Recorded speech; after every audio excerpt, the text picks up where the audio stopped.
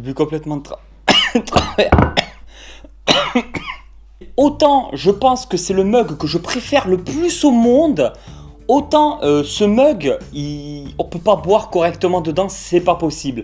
En fait, la plupart des mugs sont bien ronds et puis on peut boire et puis voilà. Mais là en fait, il est rond carré bizarre, ce qui fait qu'il n'y a pas d'angle en fait, je sais pas par où je vais boire.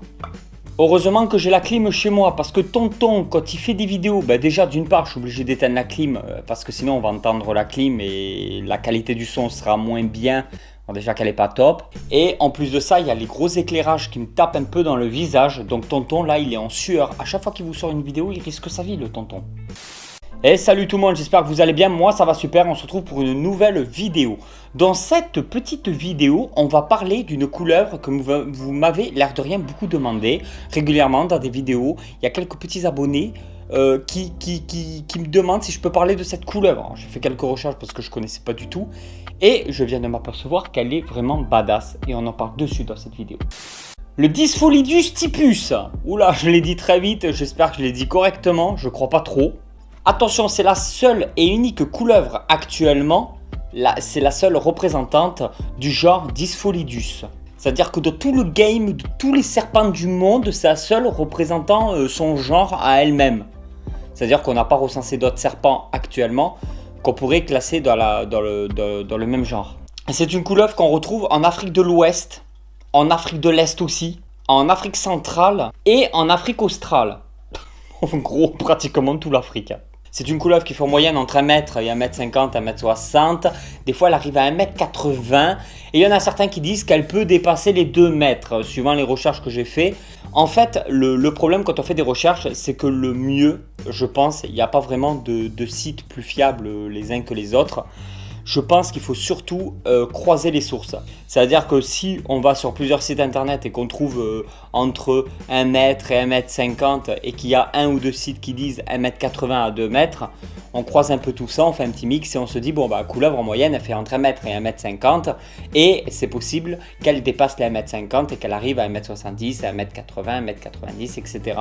Mais après ça devient vraiment plus rare. Il faut savoir que chez les serpents on a tendance, surtout en France, à mettre les serpents dans 2 catégories. Ça veut dire qu'il y a les vipères et les couleuvres. Je vous parle de la France métropolitaine. Et en général on dit la vipère est venimeuse et la couleuvre n'est pas venimeuse. Elle n'a pas de glande à venin. Ceci dit, c'est même pas exactement vrai chez toutes les couleuvres que l'on peut retrouver. On dit plus ou moins ça. C'est-à-dire c'est une couleuvre, c'est limite inoffensif et c'est une vipère, il y a un risque de se faire tuer. Pour remettre les choses un peu plus dans le contexte, c'est une couleuvre donc qu'on retrouve un peu partout en Afrique, mais cette couleuvre est venimeuse, elle a bien des glandes à venin. D'après les recherches que j'ai fait, ça se situe dans les glandes décrochées qui se trouvent vers le fond, mais ce n'est pas dans la salive ni rien. Apparemment, ça serait de véritables glandes à venin, donc à la morsure, elle injecterait directement du venin dans la peau. Il existe dans le monde plusieurs types, plusieurs couleuvres dans le monde qui sont venimeuses. Ce n'est pas quelque chose de vraiment trop rare, même si d'habitude on associe les couleuvres à des serpents non venimeux, mais si, il y a bien des couleuvres qui ont du venin, et c'est le cas pour cette espèce. Et comme c'est une couleuvre qui est assez présente un peu partout, forcément ça peut arriver qu'elle morde et qu'elle tue quelqu'un. Après, d'après les recherches que j'ai fait, c'est pas le genre de couleuvre qui est agressif ou qui va chercher l'affrontement ou qui va venir proche des gens et des habitations. C'est plutôt une couleuvre qui a tendance à vouloir fuir et éviter au maximum le danger. En bref, si on ne cherche pas à l'attraper ou à lui faire du mal, il n'y a pas normalement de raison qu'elle morde. Il ne faut pas oublier que ça reste un animal sauvage et que son comportement est donc imprévisible. Dans la nature, la couleuvre n'est pas très grande, elle est quand même si elle peut faire plus de 1 mètre 50, je veux dire c'est une couleuvre qui est relativement fine et du coup elle va manger que des petites proies. Après, comme tous les serpents, elle va manger plus ou moins tout ce qui bouge et qui est à sa portée. Au niveau de la taille, mais normalement voilà, elle attaque plutôt des petites proies, donc du caméléon. Il y a aussi des petits rongeurs, mais surtout grenouilles, petits oiseaux, petits lézards, petits geckos, des petites choses comme ça et des petits caméléons. Voilà, elle n'attaque pas des trucs non plus trop énormes. Dans le venin, il y a de l'hémotoxine, ce qui fait que quand elle vous mord, ça fait coaguler le sang. Le fait que le sang ne soit pas dans son état normal, cela provoque des hémorragies internes et externes. En gros, si tu n'arrives pas à situer le problème, tu saignes de l'intérieur de toi et de l'extérieur. Donc de l'extérieur, ça veut dire que tu peux saigner au niveau de tous les orifices, ça veut dire du nez, de la bouche, des oreilles peut-être. Les oreilles, je suis pas sûr quand même, hein. À mon avis, le jour où tu saignes des oreilles, c'est que c'est pas bon du tout, va consulter. Et des hémorragies internes. En gros, le sang part totalement en couille.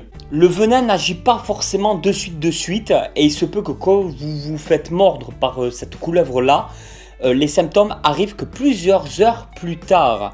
Et après, tous les symptômes qui arrivent, ça fait mal au cul parce qu'il y a des trucs de dingue. Comme par exemple le fait d'avoir des nausées, de se mettre à vomir, d'avoir des douleurs un peu partout dans le corps, de ne pas être bien, de faire de la fièvre et de saigner d'un peu partout. Même si c'est un serpent à la base super cool, il ne faut pas oublier que le coup qu'il soit venimeux et qu'il ait déjà tué des gens, ça ne va pas l'aider dans sa réputation. Ensuite, par contre, c'est un serpent qui est tout simplement magnifique.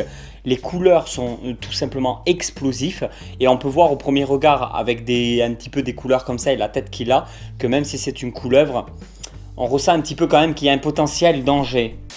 Petite question du jour, est-ce que vous arrivez actuellement à supporter cette chaleur ? Bon, je ne vais pas faire celui qui me plaint non plus, surtout que je suis dans la région toulousaine et qu'en vivant là-bas, je suis au courant des risques, surtout en été. C'est vrai qu'on a passé un hiver, moi de mon côté, il faisait que pleuvoir, tout ça, enfin un printemps du moins, où il a beaucoup plu. Et ça me faisait rire parce que certains s'inquiétaient en disant oui, de toute façon, ça va être tout l'été comme ça, il va faire que pleuvoir, chaud, etc. Ça fait plusieurs semaines qu'il n'y a pas eu une goutte d'eau dehors, que c'est l'état de sécheresse critique et que Toto Snake va bientôt s'évanouir. Je suis en mode là avec la clim, tout ça. Là je commence à avoir chaud parce que du coup j'ai coupé la clim, la chaleur est revenue d'un coup. J'ai les éclairages, j'ai tout le système qui fait que quand je filme des vidéos j'ai toujours beaucoup plus chaud. Et il me tarde que d'une chose, couper la caméra pour me remettre la clim. Mais je voulais savoir de votre côté si vous avez une clim, si vous avez un ventilateur ou pas et comment vous faites pour tenir cette chaleur. Moi, mon seul remède de survie actuellement, c'est cette tasse avec dedans du jus de pomme bien frais. Le problème du jus de pomme dans cette tasse, c'est qu'on ne peut pas boire correctement dans cette tasse. Donc dites-moi en commentaire combien il fait de degrés chez vous et si vous arrivez à très bien tenir les températures. Et voilà tout le monde, j'espère vraiment que cette vidéo vous a plu. Si cette vidéo vous a plu, vous pouvez toujours la partager sur les réseaux sociaux. Vous avez quelques liens dans la description qui pourraient être utiles pour vous. Et salut tout le monde. Et voilà tout le monde, j'espère vraiment que cette vidéo vous a plu. Si cette vidéo vous a plu, vous pouvez toujours la partager sur les réseaux sociaux. Vous pouvez toujours soutenir la vidéo de la façon qui vous semble être le mieux. Je rappelle que dans la description, il y a pas mal de liens, ça pourrait vous intéresser. Et je vous dis à très vite pour une nouvelle vidéo. Allez tout le monde, ciao ciao!